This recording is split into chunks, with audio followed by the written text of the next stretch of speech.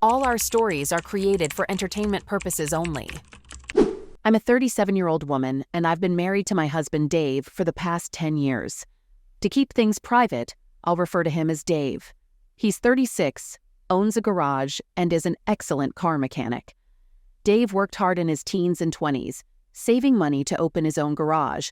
He's the perfect husband material with qualities like being loving, caring, compassionate, and loyal. His upbringing greatly influenced his character due to a tough childhood. Dave's father was a drinks lover and troubled man who used to come home drunk and damage Dave's mom, even with them around. Despite her efforts to put him in rehab, he would relapse each time. As the eldest of 3 brothers, Dave, still young in his preteens, stood up for his mom and urged her to divorce his father.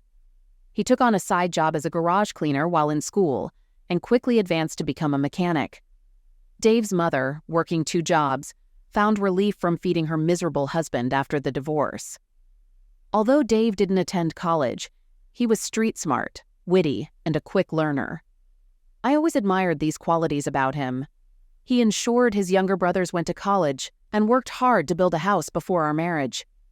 Despite moving in with me, he regularly checked on his mother and brothers.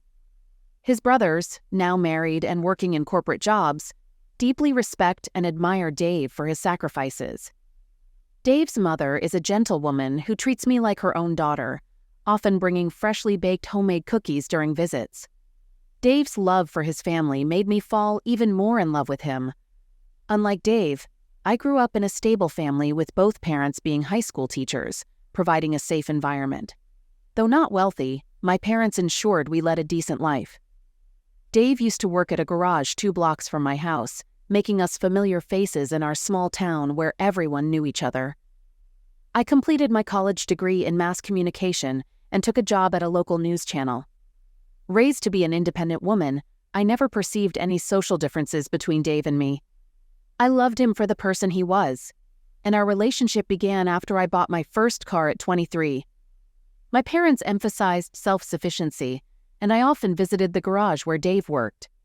We became friends and eventually started dating. My parents had no issues with Dave and were proud of his ability to improve his family's situation. Early in our relationship, I made it clear to Dave that I didn't want children, initially upsetting him as he envisioned being a father. Eventually, he agreed to be a childless couple, but he expressed a desire for a cat. After we got married, we welcomed 2 adorable cats into our home. Our marriage was wonderful and everything was going smoothly. Perhaps that's why I found myself a bit distracted. At home, I had no worries because of Dave. Well, he's Dave, someone I can always count on. He took great care of me emotionally, ensuring all my needs were met, including our lovely home. I believe adversity is sometimes necessary to stay focused on life and avoid deviations. A few months ago, I encountered a guy at the office. Let's call him Tom. Tom is 27 years old and recently joined our team as the new guy. Initially, he kept to himself as he had no friends. During lunch or breaks, when we all had fun together, he sat at the corner table observing us. It was his first week, and feeling out of place was normal. While it wasn't the first time I saw newcomers feeling awkward, there was something about him that caught my attention, maybe his intense, longing eyes. On the 3rd or 4th day, I approached him and invited him for a coffee run for the team, to which he gladly agreed. I asked if he felt lonely in the new office, and he nodded, explaining that he was new not only to the office, but also to the city. He had no friends there, coming from the interior parts of town. Despite having a passion for animation and online gaming, he moved to the central area of the town, leaving his family on the farm. I don't know why, but I felt compelled to give him company and make him feel more welcome in our company. I frequently invited him to join me on occasional coffee runs, maintaining a purely colleague relationship. I didn't even consider him a friend. Coincidentally, he was transferred to my team during his training, bringing us closer. We spent breaks, lunches, and sometimes dinners together. I noticed he was often on his phone, mentioning his online project or community, but I didn't inquire further, thinking it was a geeky thing. That's when I started deceiving Dave. Dave wanted us to share at least 1 meal a day, but with Tom in the picture, I lied about having dinner with clients, to avoid telling Dave that I was staying late at work to eat with my junior colleague. At times, I felt guilty because I enjoyed dining with Tom, but I reassured myself that it wasn't cheating since nothing physical was involved. There were moments when I considered cutting off ties with Tom, but Dave was always occupied or taking care of things. Tom was easygoing and charming, making work more relaxed, and most importantly, he admired me. Honestly, I loved the attention. I began dressing up better for work, wearing red, skinny, and revealing outfits. I noticed a hint of admiration and a playful power dynamic. Having been married to Dave for 10 years and dated him for about 3 years, it had been a long time since I received male attention. It just felt good. I loved the way Tom complimented my clothes and accessories. At this point, I developed a little innocent work crush on Tom. He shared that he's a social media influencer with over 190,000 followers, but requested me to keep it quiet, as he didn't want it to interfere with his job. Apparently, he streams on Twitch with an average viewership of over 20,000. About 2 weeks ago, he invited me to his home studio where he live streams. I was excited and intrigued, being a fan of media and socials, although I wasn't very familiar with Twitch. It's interesting how, despite our efforts to reach people through a big operation, he gained a massive online following on his own. It was our first time meeting in a private place. I looked forward to it, finding it thrilling to learn more about his place. I convinced myself it was solely my interest in mass media, but I guess my body and mind were prepared for what would happen next. I went there, and he showed me his studio, more minimalistic than ours, but with a nicer aroma. I imagined what it would be like to host my own show and kept bombarding him with questions about his streaming sessions. Some questions went unanswered as he told me to wait until going live to get the authentic feel of the production. I sat across from him while he faced the camera. I watched him go live, casually discussing his week, taking questions, and offering sports advice for the gym. Although he also live streams games, that day featured an interactive live session. I saw another side of Tom, and I was captivated by his charisma. I noticed one of the screens displaying changing analytics or numbers and a chat going crazy, but I couldn't read it. I mainly watched him as I didn't want to be seen on screen for obvious reasons. No one knew. I sat there behind the scenes as he assured me he wouldn't address it. It went on for an hour until he ended the stream. After wrapping it up, Tom asked for my opinion and joked around a bit. We continued talking, and as I walked towards his screen, I asked if it was really off. It was, and we stood there in his studio. I was glad he offered me another drink, this time with an invitation to drink it on the couch. He came and sat beside me, placing his hands on my thighs. I know I might get a lot of hate for saying this, but I didn't feel guilty when we started. I thought it would just be a one-time thing. I felt a current running through my body and I gave in. It was passionate and wild. Please understand that at home, Dave was everything but wild. So after this, I noticed I didn't feel bad at all. Not even a hint of regret, which I expected to have. But when I got home, I saw Dave fast asleep. Looking at his innocent face sent me on a guilt trip, but I convinced myself that I loved Dave and that the entanglement with Tom was just a one-time thing. Even as I said this to myself, I knew I wanted more. A few days later, which was yesterday, I asked Tom if we could meet again. He asked if I meant for food or coffee. I don't know if he didn't get my hint or if he just acted indifferent. His response confused me, and I mumbled coffee. I went back to my workstation, confused. I realized Tom was behaving differently after that night, something I hadn't noticed until then. I went to his apartment on a Friday evening, and we didn't meet or speak on weekends. On the following Monday and Tuesday, I had a busy schedule, so I didn't speak to him. From Wednesday onward, Tom was on leave and came back only yesterday, which was Thursday. We don't communicate on any social media platform. It is only face-to-face exchanges between us. I spent the entire day overthinking the reason for his indifference towards me. I decided not to ask him out again and wait for him to make the move. I saw him burying his head into work. Later in the evening, he texted me on my work phone's WhatsApp, saying he was busy and couldn't go out for coffee. By then, I had already forgotten that I had asked him for coffee. I texted him back saying, I understand. But the thing is, I really don't understand what he was up to. Did he want it to be just a one-time thing, or was he too guilty to continue further? Or was I not good enough for him? I don't know. Also, my bigger concern is whether he would blackmail me or do anything else to break my marriage. I don't know. I'm having spells of guilt as well. That I cheated on my loving husband, all for this man who is ignoring me after spending only one passionate evening with me. It is choking me from the inside. This is something so private that I can't even discuss it with anyone. Please refrain from commenting negatively about me. I know I did a bad thing here. Just please. Update. My life has completely changed. I don't know how I'm coping with this or how I'll continue to do so. Despite receiving a lot of hate for my previous confession, it doesn't bother me right now. I need to let it out, and I don't care about the labels some of you might attach to me. Thanks to those who tried to understand and advise me against my desires, or whatever you want to call them. After his first WhatsApp message where he apologized for declining my coffee invitation, I wanted to ask him if he didn't want to see me. However, I was afraid he might say no, and I didn't want that. I wanted him to desire me just as much as I desired him. After pondering, I straightforwardly asked him why he was ignoring me. He claimed he wasn't. He was just busy at work. I then asked if I wasn't good enough on that day, to which he insisted I was beyond imaginable. He explained that his cousin was with him and staying for a while, so he couldn't take me to his apartment. I promptly suggested he meet me at my place. Yes, I admit I was only thinking about my own desires. I just wanted to understand him.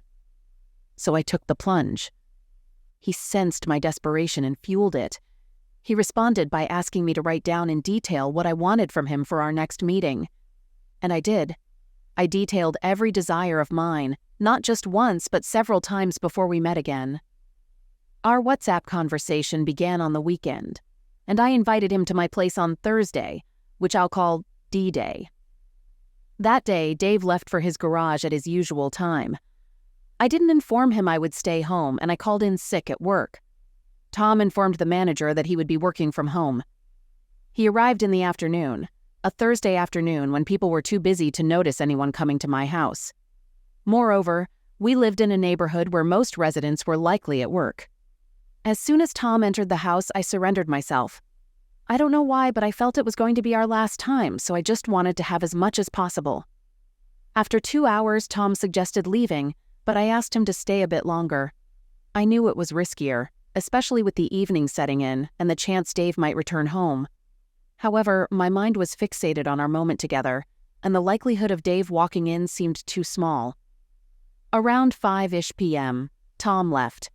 I realized I had locked the cats in a small room because Tom didn't like them.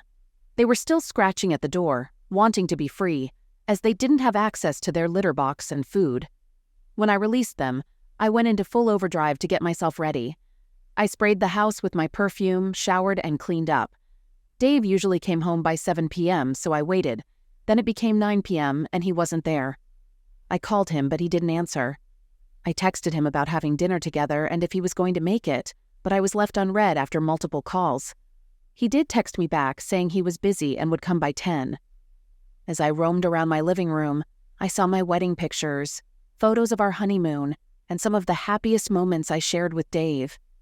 I don't know if it was guilt or not. I wanted to keep Dave happy. Quickly, I rushed to the kitchen to make his favorite lasagna. I had an hour before he came home. When Dave arrived, I welcomed him with a hug, but to my dismay, he wasn't amazed by my gesture. Instead, he went straight inside the room, showered and changed, then went to bed. I happily told him I cooked lasagna for him, but he preferred the leftover porridge from the day before. I tried asking if something was wrong, but he stayed silent, acting like he didn't hear me. I repeated my question, and my voice started shaking. He must have noticed because he stood up and went to the dining room. I followed, but he stayed silent. To ease the tension, I started setting up plates with food. I gave him a plate and sat across from him at the table. I tried figuring out why Dave was upset. I had Tom on my mind, but I tried to ignore it because the idea of my cheating being revealed made me panic. Dave broke the silence, asking if the guy who came over was from work. I asked, "Which guy?" Dave sighed and said, The one you locked up the cats for." Before I could say more, he revealed he saw everything on the cat feeding machine camera, me giggling with my lover and asking him to stay longer. Unfortunately, the recording stopped before I saw it, but Dave had a written version of the messages I sent to Tom where I spilled everything. I felt humiliated. I knew I messed up, but I had to control the damage. I got defensive, yelling at Dave to stop and trying to grab his phone to see how he accessed my messages. I thought he snooped on my phone while I slept, but he said he accidentally logged into my laptop a few days ago where my work WhatsApp was open. He saw the messages and got them from there. Dave's plan was to catch us in the act. Luckily, the chat didn't mention the day Tom and I were meeting, saving me from major embarrassment. Being caught with Tom by Dave would have been awful. I yelled at him for invading my privacy. It was dumb, but I had to say something, right? I told him it wasn't a big deal, just a one-time thing. I knew my WhatsApp chat with Tom only started a few days before our second meeting. We talked about our plans for next time, but the chat had no proof that we'd done anything before, so I begged him, saying it was just a one-time physical thing and I wouldn't do it again. My pleas fell on deaf ears. Dave wasn't even listening. He had buried his head in his phone. In a fit of anger, I grabbed his phone and begged him to listen. I saw he was chatting with someone using a formal name, a lawyer. I broke down, begging him to stop and give me a chance to explain. I held his knees, crying, asking for one last chance, but he didn't budge. He didn't respond to my pleas. When he finally spoke, he calmly told me to leave the house. I was shocked because I never thought he'd abandon me like this. I cried inconsolably, asking for forgiveness, but he remained unmoved. He looked at me with cold eyes and said, "No amount of tears and pleas is going to change my mind. You're wasting your time and tears unnecessarily. Save it for the future." I realized he was right. He wasn't going to change his mind, at least not at that moment. The house we lived in was Dave's. He had built it before our wedding, so I had no claim to it. Plus, I didn't want to get into fights over property and money. I didn't want that. I wanted Dave. I told him I'd leave the next morning since it was already very late. It was past midnight. He nodded, saying it was fine by him, but I should be gone by the time he returned home the next day. Saying this, he walked out. I held his hand, asking him to stay. I told him he could sleep in a different room, and I wouldn't bother him. He replied he couldn't share a roof with me, shrugged my hand off, and left. I wanted to leave the house right away, but I stayed back, hoping that Dave might change his mind when he got calmer the next day. I spent the night crying in my bed, cursing myself for ruining my beautiful marriage. I didn't go to the office the next day, waiting for Dave to return. I thought his anger might calm down the next day, and I could convince him to work through this. It was around 7 p.m. when he got home at his usual time. He sighed at me with irritation. I tried to talk, but he snapped at me, saying he didn't want more drama and insisted I leave the house immediately. That was the moment I realized I had lost my husband.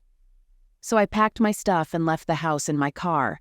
After wandering for a few miles, unable to figure out where to go, I found myself in the only place I hoped to find help. I found myself in front of Tom's apartment. In that emotional moment, I forgot that Tom had his cousin living with him.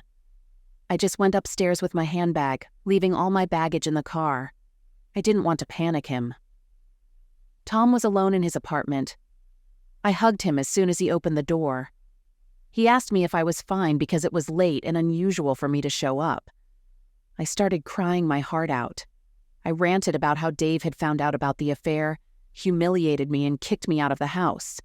Tom took me inside and offered me a blanket. I was cold. I had barely eaten for the last 2 days and was shaking. As I explained what happened, he offered me some soup. I didn't want it and still sat there crying. But he fed me the soup by himself. He then cuddled me to keep me warm. We were in bed again, but this time it wasn't anything wild. It was just comforting. Afterward, I continued to rant about how miserable my life had become and how I would survive through this. Tom pacified me and asked me to sleep. He said we would figure out the stuff in the morning. That's when I remembered Tom's cousin was staying with him. Tom mentioned he had gone out to meet friends and would be back the next day. Exhausted from crying for the past 2 days, I quickly fell asleep in Tom's arms. When I woke up Saturday morning, Tom was still asleep. Needing a shower, I realized my toiletries were in my car. I brought all my suitcases to the apartment, showered, and got dressed.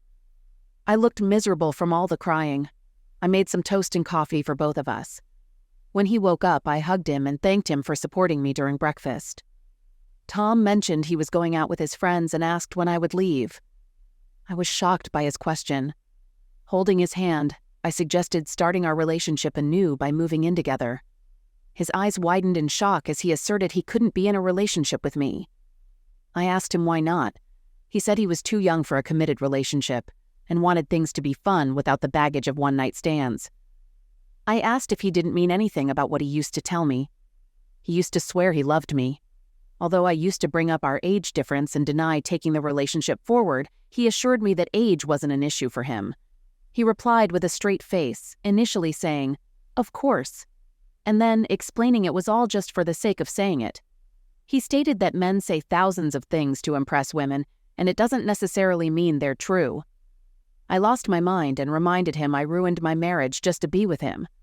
He shifted the blame, saying he wasn't the one who asked me to break up with Dave. He claimed I did everything myself and deserved what I was going through. The argument got ugly, and I threatened to expose him to his followers, telling the world how deceptive he is and how he used me, ruining my life. He laughed and asked which followers I was talking about. I replied, "Your Twitch followers." He challenged me to find his account, sounding shady. Not being on Twitch and not knowing his exact ID or how to navigate, I refused to give in. Taking my phone, I downloaded the Twitch app, creating an account while switching between looking at my phone and him. He continued laughing and doing chores, even mocking me when I mentioned signing up for Twitch. I attempted all possible combinations of his name to find his account, but couldn't. Seeing my desperation, he told me to stop searching, revealing it was all fake. He never had 190,000 followers, nor was he streaming with an audience of over 20,000. Tom knew I didn't use Twitch, so I didn't understand how it worked, and he was able to fool me. Confused, I asked him how, and he admitted using a fake app to impress me. He mentioned betting his friend he would win me over in the first week, but I turned out to be harder to win than he thought.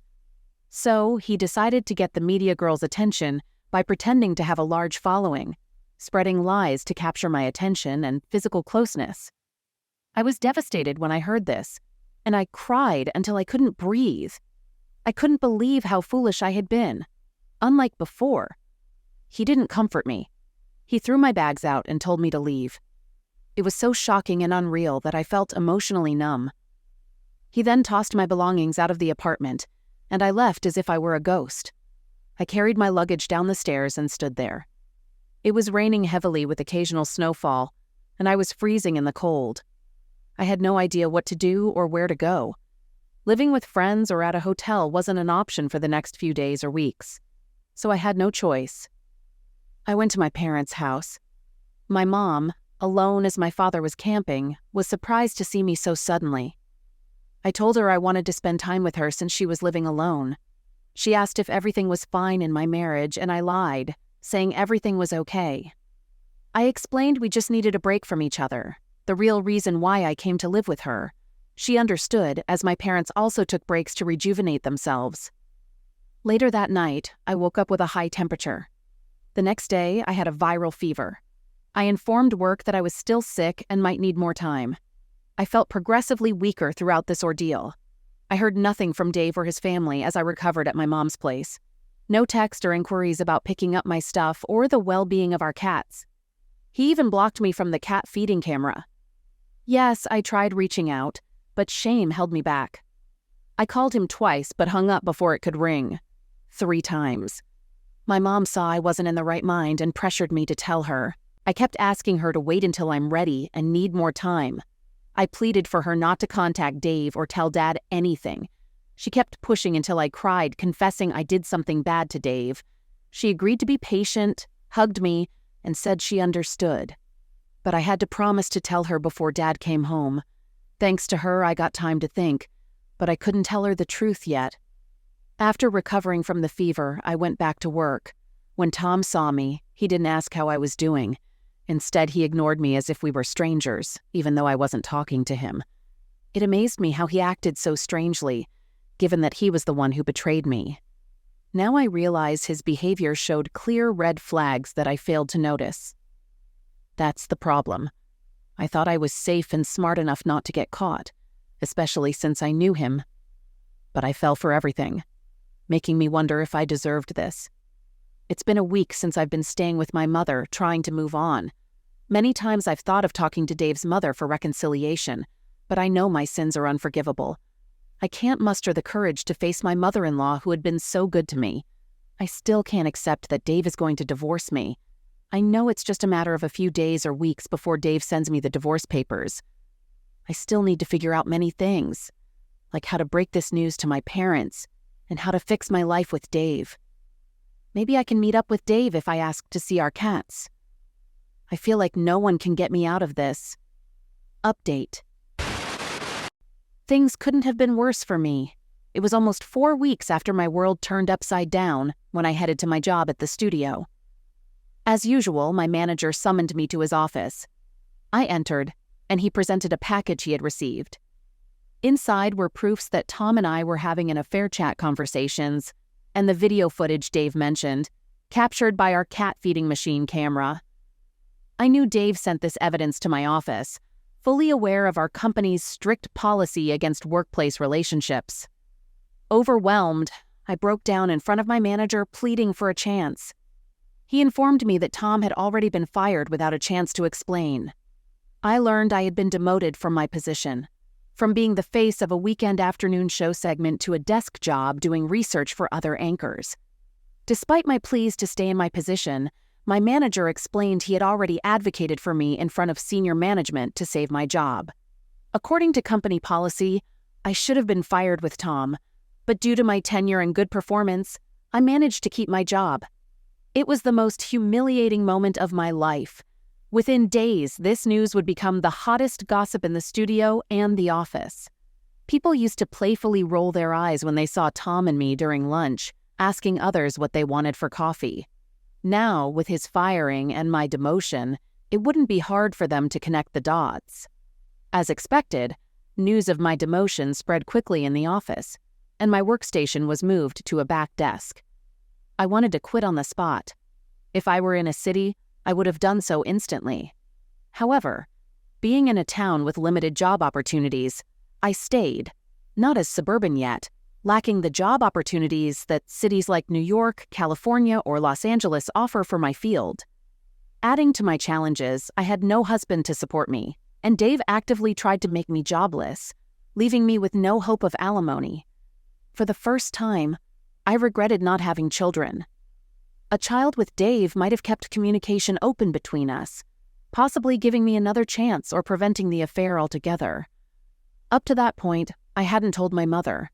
When I returned to work, she pressed for an explanation, but I was waiting for the right time to tell her. Reality hit hard one day after work, and I wished I had informed her earlier. Nearly 2 months after everything started to fall apart, as soon as I entered the house, my mother handed me the divorce papers she had been holding on to. I wanted to confess, but fear held me back. She scolded me for not informing her sooner, accusing me of lying. After receiving the divorce papers, she called Dave and asked for an explanation. Dave told her the truth, and despite her attempts to defend me, he shared the evidence with her. By then, I was convinced that even if my mother hadn't asked for it, Dave would have shown her the evidence because he seemed determined to destroy me, of course without disputes, and had no intention of giving me any money, and I agree with that. I don't deserve it, and I don't want his money either. A few days later, my father returned from his camping trip, and my mother filled him in on everything. He was upset and frustrated that I had easily destroyed my 10-year marriage for no good reason. He expressed disappointment, saying he never thought I could do such a thing. He even called Dave before I did, apologizing for all my actions. Although Dave responded politely, I felt like I had embarrassed my parents, putting them in an awkward position. I cried and sincerely apologized to them.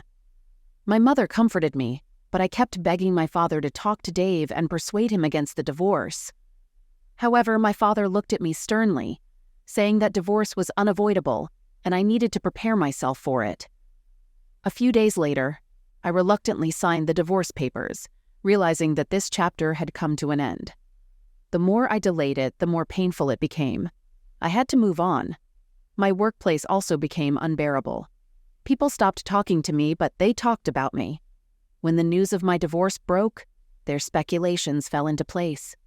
Although it was all true, it was painful to be the subject of immoral office gossip.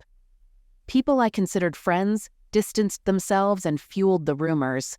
After enduring 3 months of this toxic environment, I decided to quit my job. Initially, I spent days and nights on my childhood bed, binge-watching and eating junk, gaining 12 pounds in 2 weeks. Eventually, my mother intervened and took me to therapy because I had lost all interest in life. All I wanted was Dave. I needed him. In a final attempt, my mother met with Dave, pleading with him to meet me once. She shared the miserable state of my life and promised that I would prove my worth if given another chance. Unfortunately, Dave declined her plea, stating that he accepted all conditions except cheating. He recounted how badly he wanted to be a father, but he dropped that dream too, just to be with me. Disheartened, my mother returned, telling me I had lost a good man for nothing, not even a pebble. I wanted to ruin Tom, but he had already left town soon after he was fired. It's been more than 2 months since I've been attending therapy, but I don't think it is ever going to help me. I have decided to move out of this place. It suffocates me. Anywhere I go, anyone I meet reminds me of Dave or talks about him. I need to get away from my parental home, as I can't even face my dad without his look of shame when he sees me. The news of my infidelity and divorce has spread to all houses in the neighborhood. I'm getting the cold shoulder and weird looks at every social gathering. I just couldn't move on with my life in an environment like this. Besides, I don't have a job. I have been jobless for more than 3 months now, and I cannot lounge on my parents' money any further. So I have decided to move to the Bay Area. I have a flight tomorrow morning. I wish to leave my past here and start afresh. I know I have screwed up everything, but trust me, I have paid the price more than double. Update. It's been 3 years since I went online, and I never considered updating it again. As I mentioned before, I moved to the Bay Area after my life took a downturn. I struggled to find a job, lived in a rundown apartment with 2 other women, and had to rebuild my life. I lost my hometown, successful career, friends, cats, and family due to one mistake. I sometimes wonder if that mistake warranted such a heavy price. I'm not sure if I mentioned this before, but I never wanted to leave my hometown. Despite people in my town aspiring to settle in a big city, I was always content in my own space. Even during college and when I started my career, my parents suggested moving to a more vibrant city, but I consistently declined. Call me old-fashioned, but that's who I was. While my brother moved to California for college and settled there, life took an unexpected turn, forcing me to start anew in a strange city, and that too in my late 30s. Making friends was challenging, as people my age were done with friendships and immersed in family life. Those seeking new friends didn't connect with me, but gradually, I rebuilt my life, both personally and professionally. I faced challenges. I didn't secure any on-screen role, but ended up with a back-office research job. I wasn't aiming for a prime-time spot reserved for experienced employees. I was looking for a 15 to 30-minute program on local channels, but that too proved elusive. Most channels rejected me due to my age, favoring younger faces. Additionally, my demotion from the previous job was evident in my relieving letter. Moreover, I worked for a local channel with right-wing politics from a small town, which wasn't considered valuable experience in the Bay Area of San Francisco. In my last company, I believed I was on track for a promotion to the primetime anchor role. I was progressing, but Dave had to expose my one mistake. So now I'm working as an editor behind the scenes, checking people's grammar and sentences. It's better than nothing, though. Last month, I turned 40 and took my first vacation since the divorce. I went on a solo trip to Florida, but even with my best efforts, I couldn't fully enjoy it. It's disheartening to see women my age vacationing with their families. Even during grocery shopping, I envy busy mothers with their kids. Yes, there are single women enjoying themselves, but they chose to be single, and I was forced into it. I never wanted to be single. I've never been single since I started dating at 15. I have 2 cats now and I adore them, but it's not the same. I tried making friends with other single women, but something changed in me. I'm not that social person anymore. I prefer staying alone, even though I know I could be a good wife again.